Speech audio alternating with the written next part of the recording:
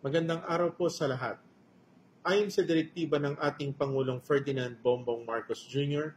at sa naging pag-uusap namin ni Secretary Giovanni Lopez, nais kong linawin ang ilang katanungan tungkol sa paggamit ng e-bikes o e-trikes at iba pang LEVs sa ating mga kalsada. Marami pong lumalabas na impormasyon online, kaya mahalaga na malinaw natin maipaliwanag kung ano ang pinapayagan, ano ang bawal, at ano ang umiiral na batas na sinusunod ng LTO. The LTO has a clear legal authority to enforce traffic laws and when necessary to impound vehicles, including LEVs, when they are illegally using national roads and endangering other road users. Ang Electric Vehicle Industry Development Act o EVIDA at ang IRR nito ay hindi nag-aalis ng kapangyarihan ng LTO. Sa katunayan, nililinaw ng EVIDA IRR na tanging mga LEV na pang-exclusive private use lamang at hindi nakalaan na gamitin sa anumang public highway. Ang exempted sa registration sa DOTR at mga attached agencies nito. May maling akala po na dahil may mga LEV na exempt na sa registration, wala nang kapangyarihan ng LTO na umaksyon. Mali po iyon. Kapag ang isang LEV, e-bike o e-trike ay pumasok sa national highway kung saan sila bawal at lumalabag sa traffic regulation, may kapangyarihan ng LTO na mag-apprehend at when warranted, impound the unit. Ito ang bahagi ng aming mandato na pangalagaan ang kaligtasan sa kalsada. Hindi rin po ito bagong batas. Matagal nang bawal ang e-bikes o e-trikes at iba pang LEV sa national road at highways. Noon pa man, malinaw na sa RA 4136 at sa ating road classification system na ang national road ay para sa high-speed motor vehicles para maiwasan ang aksidente at traffic hazard. Dagdag pa rito, pinagtibay na rin ng Korte Suprema ang Joint Administrative Order 2014-01 na nagsasaad ng legal na kapangyarihan ng LTO pagdating sa pagpapatupad ng mga multa at ng impoundment. Ang ginagawa po natin ngayon ay reinforcement ng matagal nang umiiral na patakaran, hindi paglikha ng panibagong pagbabawal. Pwede pa rin gumamit ng e-bikes sa maraming lugar. Ang pinagbabawal lang ay ang pagbiyahe sa national road, hindi ang paggamit ng e-bike. At para sa kaalaman ng publiko, malinaw kung saan pinapayagan ng LEVs. Maaari silang gumamit ng local at secondary road, depende sa ordinansa ng LGU. Maaari silang gumamit ng bike lanes para sa low speed at lightweight LEVs at e-bikes, kung pinapayagan ng LGU at akma sa design ng lane.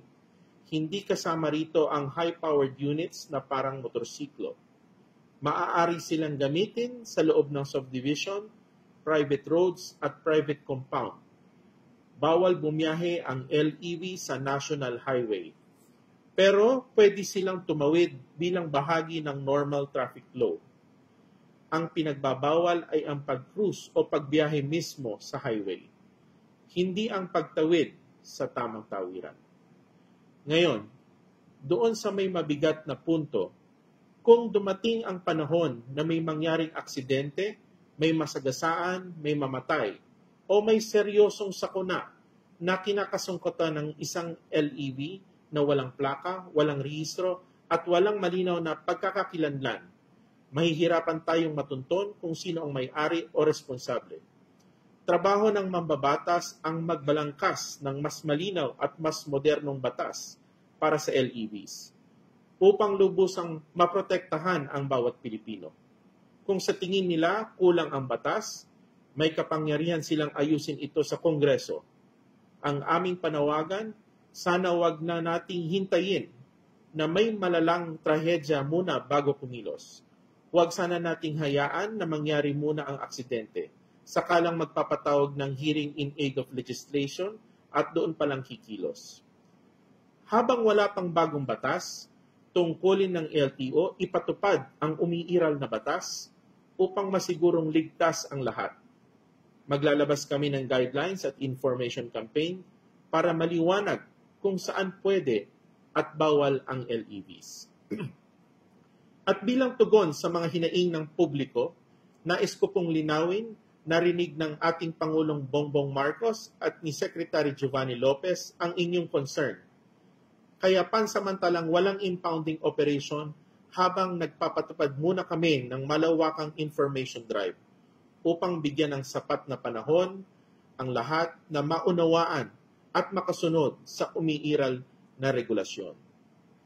Simula December 1, 2025, magiging visible ang ating LTO enforcers and personnel sa mga kalsada para isulong ang information drive at ipaliwanag sa publiko ang tamang paggamit ng LEVs. Pagdating sa January 2, 2026, magsisimula na ang strict enforcement at wala ng extension. Kasama rito ang apprehension para sa mga lalabag sa pagbabawal sa National Highway. Sa huli, iisa lang ang layunin ng LTO, hindi upang pahirapan ng publiko, kundi upang matiyak na ang ating mga kalsada ay ligtas, maayos at may malinaw na pananagutan ng bawat gumagamit nito.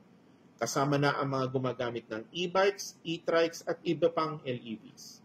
Maraming salamat po at ingat po tayo sa biyahe.